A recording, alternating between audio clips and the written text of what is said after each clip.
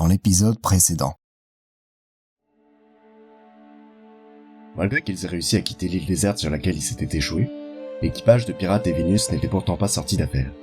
En effet, la coque qu'ils avaient trouvée et qui leur avait permis de rafistoler un nouveau navire semblait cacher bien des mystères.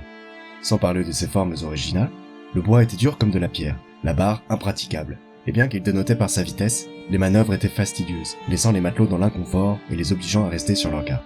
Ce fut donc une vraie délivrance pour eux lorsque, guidés par le médaillon de la cave, ils arrivèrent enfin dans la ville côtière française de Saint-Constant de Bienfait et Caprice, où ils purent enfin se ravitailler et profiter d'un peu de repos. Mais pourquoi le médaillon les avait conduits jusqu'ici ? C'est au détour d'une exposition publique, organisée par un notable de la région, qu'ils obtinrent la réponse. Se trouvait là un médaillon identique au leur.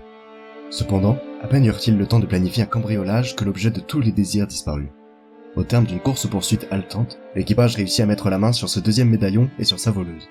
Lotus, lieutenante de l'Astre Tardif, l'énigmatique vaisseau pirate qui hante les mers locales. Leur présence commençant à agiter les foules, le groupe décidait de repartir, emmenant leur prisonnière avec eux. Une fois le deuxième médaillon posé sur son socle, les deux reliques pointaient dans la même direction, la nouvelle destination de l'équipage. Une chose était sûre, cette quête devenait de plus en plus fabuleuse, mais aussi de plus en plus dangereuse.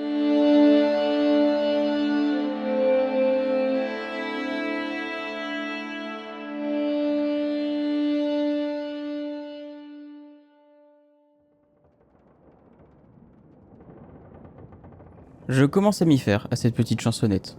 On arrive sur une nouvelle île, on se repose à peine quelques heures et c'est déjà l'urgence du départ. Je suis pas sûr d'avoir déjà lentement descendu les voiles. À chaque fois, c'est en hurlant que si on se dépêche pas, on va se faire tirer dessus ou attraper par la marine. C'est stimulant, mais je sens qu'à force, ça va me couper la chic cette histoire. Après, faut dire qu'on est bien entouré. Nos matelots ne sont pas non plus une bande de branquignoles. Je rigole en repensant à mon équipage précédent, celui du capitaine Clou. Avec des peintres pareils, on n'aurait même pas fait un quart du voyage. Peut-être que notre mystérieux bateau y est pour quelque chose aussi. On pourrait foncer droit dans un récif qu'il ne s'égratignerait pas. Je n'ai pas encore eu le temps d'étudier la coque, mais les deux boussoles qui s'alignent parfaitement sur le support de la coque, incassable, ça commence à faire beaucoup de mystères et moi j'aime pas trop ça, les mystères. Il y a un truc que je déteste encore plus que les mystères d'ailleurs, c'est la magie. Et aujourd'hui, les seules explications qu'on est capable de me donner, c'est mystère et magie. C'est hors de question, je vous garantis que je vais lui trouver une explication rationnelle. J'aime pas les mystères et j'aime pas la magie. Je ferai ça quand j'aurai eu le temps de me reposer. Pour le moment, il faut qu'on se prépare à accoster sur notre destination. Voilà bientôt 2 heures que nous voyons au loin un petit récif. Peut-être que là-bas, je trouverai une explication à ce que nous sommes en train de faire. On m'avait promis un trésor. J'aimerais bien trouver à l'intérieur autre chose que des matériaux qui défient la physique et des remises en question de la réalité. Allez hop, on est arrivé, tout le monde descend. Attendez, on est où, capitaine ? Ah moi j'en ai aucune idée, j'ai suivi les boussoles. Ce n'est pas vraiment clair pour moi non plus. Il semble que cette petite île a été répertoriée sur cette carte que j'ai trouvée à Saint-Constant de Bienfait et Caprice. Mais je n'ai aucun détail de terrain. C'est possible que personne n'y ait jamais mis le pied. Bon, ça m'enchante pas particulièrement, mais j'ai l'impression que la suite du voyage est sur cette île, bah allons-y. Et qu'est-ce qu'on fait de la prisonnière ? Elle vient avec nous, on va pas prendre le risque de la laisser seule sur le bateau. Nos sacs faits avec quelques-unes des provisions du bateau, nous formons un petit groupe d'exploratrices improvisés, et nous entrons dans la jungle. Nous avons posé le pied sur une petite île recouverte d'une verdure luxuriante. C'est sûrement cet obstacle qui explique le fait qu'on n'ait pas beaucoup d'informations dessus. À quoi bon explorer une île si petite avec une si grande densité de végétation si on n'a rien à y trouver ? Heureusement pour nous, on est motivé par un trésor et on sait qu'il est sur cette île. Comptez sur moi pour tout fouiller, appelez-moi Maître Ratiboiseur. Nous nous enfonçons dans la jungle. Ce n'est pas la première fois, mais j'y trouve toujours quelque chose de fascinant. C'est un territoire presque interdit aux humains, l'inverse exact des déserts océaniques sur lesquels j'ai l'habitude de naviguer. Ici, je ne suis rien parmi les lianes et les troncs. Je peux à peine me mouvoir. On est à l'opposé de la liberté qui est la nôtre à la barre de notre navire. Je me retourne régulièrement pour voir si nous ne perdons personne. Vu comme c'est dense, il n'y a pas besoin de grand-chose pour s'y perdre. J'essaye de faucher assez largement la végétation pour dessiner un tunnel et revenir facilement sur nos pas au retour. Ce serait bête de faire tout ça, trouver le trésor et pas réussir à rentrer. À l'orée d'une clairière, nous apercevons plus loin un petit monticule de pierre. Au centre d'une des façades de ce dernier, un espace comme une arche menant vers l'obscurité d'une grotte. À peine visible, Ariane décèle dans la pierre de cette arche des inscriptions, des symboles dont j'ai un mal fou ne serait-ce qu'à les représenter dans mon esprit. Ils prennent des formes que je n'aurais jamais pu concevoir. L'un d'entre eux me marque plus que les autres, comme s'il avait été fait pour que nous le comprenions. Il est au sommet de l'arche, dominant. C'est l'emblème présent sur nos boussoles et sur le pont supérieur de notre bateau. Le blason du trésor de la cave. Camarades, regardez, cette arche n'est pas un trou vers les ténèbres, mais une porte vers notre richesse. Enfin! Laissez-moi passer devant, les amis. L'obscurité, ça me connaît. La grotte risque d'être dangereuse. Foka, il vaudrait mieux que tu restes ici. Couvre nos arrières et garde notre prisonnière. À vos ordres, capitaine. Ça me rassure même de rester ici. À tout à l'heure! Bruce s'engouffre dans la grotte. Elle est labyrinthique. Nos torches éclairent des murs qui tantôt vont vers la gauche, tantôt vers la droite. J'essaye de noter le trajet dans mon carnet. Ce serait bête de nous perdre et de ne pas réussir à ramener les sommes faramineuses d'or que nous allons assurément trouver au bout. Après 2 bonnes heures dans la pénombre, à répertorier tous nos demi-tours, à traverser des salles étranges, des installations lumineuses, des amphores ici et là, semblant abriter je ne sais quel secret, nous arrivons finalement dans un espace plus dégagé, une sorte de grande pièce.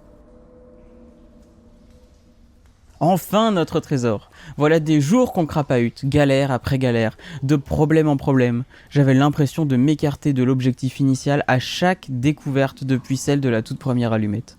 Il m'est arrivé de croire que ce n'était qu'un jeu de pistes sans fin, mis en place par un esprit tordu qui voulait égarer le nôtre. La pièce semble regorger de bibelots, de caisses, d'instruments. Rien de brillant, mais c'est sûrement dû à l'épaisse couche de crasse qu'il y a partout. Sur certains murs se trouvent les mêmes symboles que sur l'arche de l'entrée, des inscriptions sans trop de sens. L'emblème de la cave est inscrit ici et là.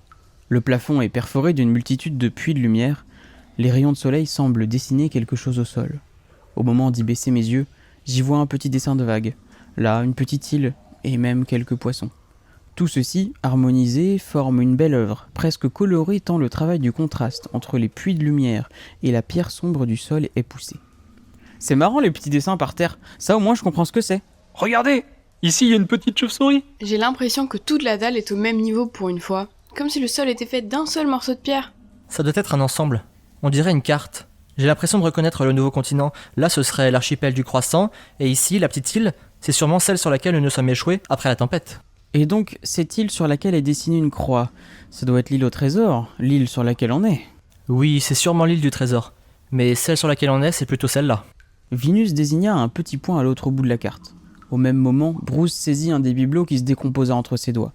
À mon tour, j'attrapais la lame d'une épée, tellement usée que je devrais donner de l'argent pour qu'on me l'achète. J'ai dû me rendre à l'évidence. Tout ce qu'il y avait ici n'avait aucune valeur. Je n'avais même plus la fougue de réagir. C'est au moins la 3e fois qu'un trésor me filait sous le nez.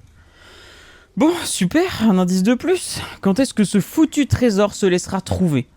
Bon, bah, je vais reproduire la carte sur mon carnet, c'est déjà ça. Il me semble entendre des gouttes d'eau, des cliquetis, ici et là. C'est un endroit très calme et reposant, malgré l'absence de trésor. Peut-être un peu humide pour venir y coucher mes pensées sur du papier, mais il y a de quoi s'y perdre, poétiquement. Le temps passe et la carte commence à ressembler à quelque chose. La terre se met à trembler, certains puits de lumière se ferment, d'autres s'ouvrent, de la poussière tombe, et c'est quand un morceau de plafond manque de m'écraser que je comprends que ce n'est pas un mécanisme mystique qui commence à reconfigurer la salle. D'un côté, je suis rassuré, et de l'autre, beaucoup moins, surtout quand j'entends des détonations juste avant que le sol ne se remette à trembler. C'est comme si un boulet de canon rougeoyant vient de se loger au milieu de la pièce, effaçant un petit dessin de requin que je m'étais appliqué à reproduire. C'est tout de suite beaucoup plus clair, nous sommes bombardés. Purée de pommes de terre, foi de pirate, c'est pas aujourd'hui que je vais finir sous les roches et l'acier, même pour un foutu trésor. Sortez tous, tout va s'effondrer, on nous tire dessus, suivez-moi. Je prends mes jambes à mon cou, carnet en main, j'essaye tant bien que mal de prendre le chemin le plus rapide vers la sortie. Une fois dehors, aucune trace de phoca ni de lotus. Peut-être sont-ils remontés à bord. Nous courons sur le rivage pour rejoindre notre bateau, personne à bord. Au loin, j'aperçois le bateau de l'astre tardif, le vent claquant dans ses voiles bleues, il fuse vers l'horizon. Levez les amarres, qu'on rattrape ces salopards!